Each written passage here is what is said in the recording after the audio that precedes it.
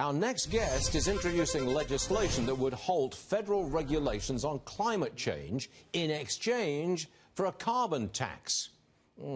How's that work? Come on in, Florida Congressman Carlos Curbelo. Carlos, you're a favorite guest on this program, a frequent guest, and I admire your point of view. But where on earth is a Republican coming from proposing a carbon tax? What are you doing?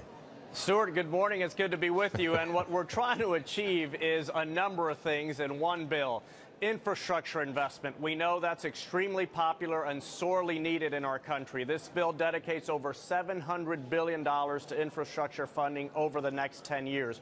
We repeal the gas tax, a tax that's discriminatory in nature, regressive in nature, and we replace that by recognizing that there's a cost to carbon emissions, and we put a price on carbon. Then we also suspend some of the EPA's regulatory authority to produce a bill that I think will leave most Americans better off and will start mitigating for the effects of climate change. Okay. In areas like South Florida, we're seeing sea level rise and a lot of other phenomena that really worry us when it comes to thinking about the future. But the bottom line for me is not rising sea levels, it's not climate change, it's that you're imposing a tax and I'm going to pay more for energy. There's no getting around that, is there?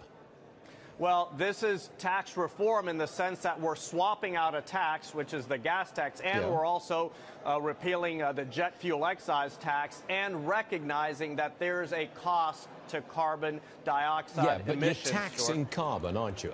Somewhere along the line, you're taxing it. No question. And the price goes up.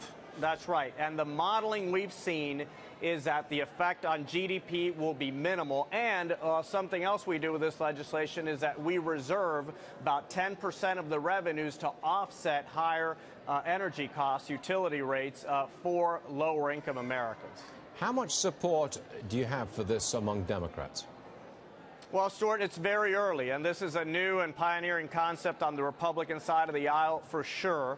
What we're looking for is a type of solution that can bridge the partisan gap, that can help us invest in infrastructure. We know this administration has made big promises when it comes to infrastructure, and we know that our economy needs it, and Americans stuck with long commute times need that relief, and also address some of the serious environmental concerns that many of us have, especially those of us who live in coastal areas. The cost of doing nothing, of ignoring these long-term challenges, both our infrastructure challenges and our environmental challenges, are very high, much higher than any cost that could come as a result of this legislation. You do know that I'll put down President Trump as a skeptic on climate change. I mean, you do know that, don't you?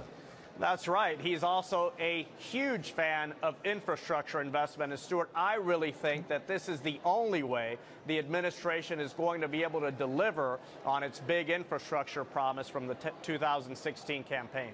Okay. I'll try to figure it out. I'm just not sure about a tax on carbon, but there you are. I've got another one for you, though, Congressman. President Trump tweeting a big warning to Iran this morning. Look at it, all caps.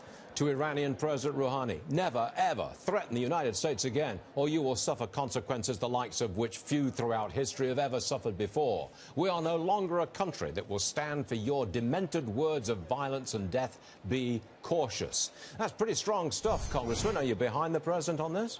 Well, first I'll tell you that I'm not a big fan of Twitter diplomacy, but I am a big fan of holding the Iranian regime accountable. We know that for a long time the United States under the previous administration tried to appease Iran, to try to negotiate with them, and we don't think that got very far. The Iranians need to know that the United States is prepared to act if Iran threatens us, if Iran threatens Israel and our other allies in the Middle East. Iran is the most dangerous government in the world today. They are led by terrorist mullahs whose goal it is to destroy our way of life, to destroy Israel. They're on the record saying this. So I do support holding them accountable. I'm just not a huge fan of this type of Twitter diplomacy or conducting foreign policy on Twitter. Strong stuff, though, isn't it? I think the Iranians get the message. They all caps coming right at you. Yeah.